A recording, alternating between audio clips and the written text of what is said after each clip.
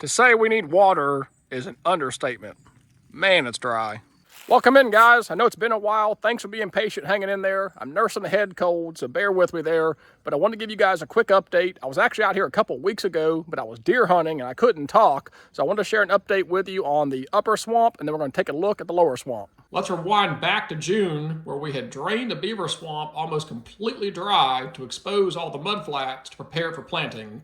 We went in there just a few days later with a lot of pre-soaked agricultural rice, and we divvied it out into buckets, went across the swamp, and began spreading and sowing it. The rice could be broadcasted directly onto the exposed mud flats as well as shallow standing water. We tried to avoid areas of heavy, dense vegetation cover like the lily pads and get the seed directly on the soil where able.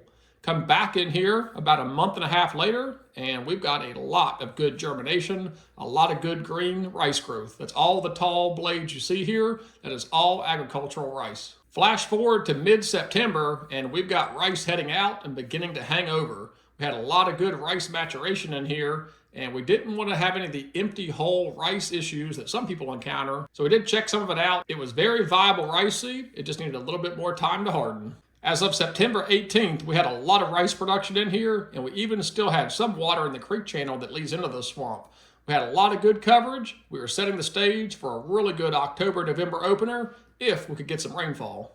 Jump ahead to early October, and we had a lot of very mature, dried out rice just ready for the opener.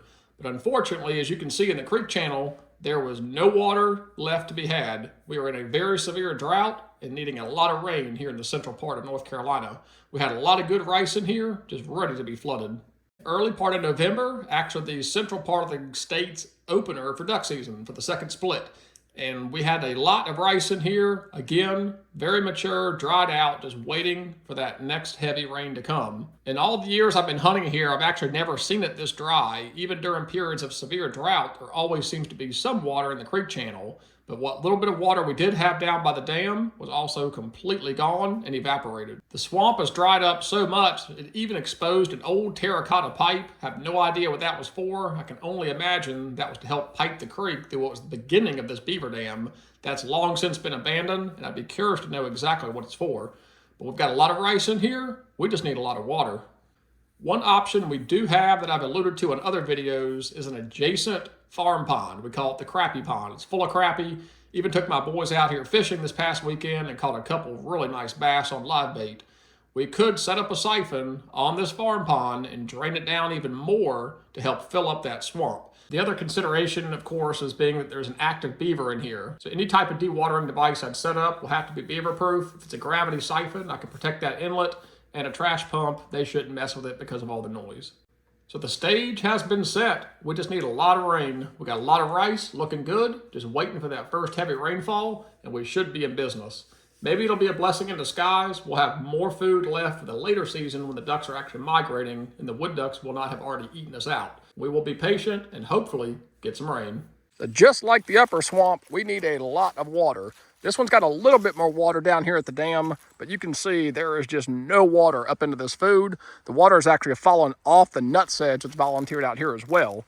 We've still got a tremendous amount of rice around this entire swamp, and the head section is slam full, but we just need a lot of rain, and we need it quick because it's already Thanksgiving. This is just an absolutely beautiful site here, loaded up with rice. We just don't have any water. With all the dry weather, there's not really been much to update on the duck front. I have been doing a lot more deer hunting, and unfortunately just have not had the deer I want walk in front of me, but I have had a lot of encounters and playing cat and mouse with a pretty cool looking big buck that gave me the slip one evening. I picked the exact opposite stand, flipped a quarter. Sure enough, he showed up at the other one. So that's how deer hunting goes. But congratulations to my buddy Brandon. He killed a really nice deer.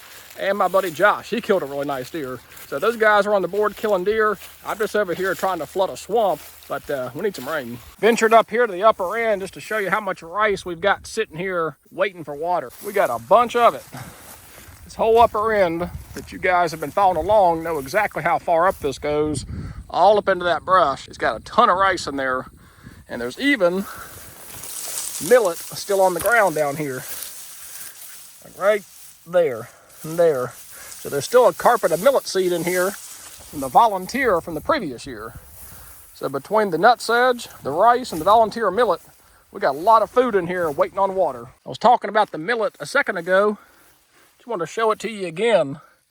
That is all Japanese millet from that volunteer. So even though it is long since matured and gone, there is still a bunch of seed in there just waiting for water put on it. I'm gonna pull a couple trail cameras that have been soaking out here for a few weeks now. If there's anything cool, I'll drop it right here. After pulling the trail cameras, it was very disappointing to see that after having an exchange with some dog hunters earlier that morning, it would appear that they did not get the message. Their dogs were still in there again that evening after 6 o'clock, and I can only imagine they turned them back out even after our conversation. If you didn't catch that video, please go back and watch it. And then on the other camera, unfortunately, we have a pack of coyotes coming through the swamp. So that's not great to see when you're trying to have deer, ducks, and turkey on the property. We got a coyote problem like everybody. As always, thank you guys so much for watching. Thanks for being patient. I see you guys commenting on other videos saying, hey man, where are the videos? Are you still alive? I am alive, barely, kind of sick. I hope next time I check in with you guys, we'll either be doing some hunting or we'll have some water in the swamp. But until then, God bless, take care.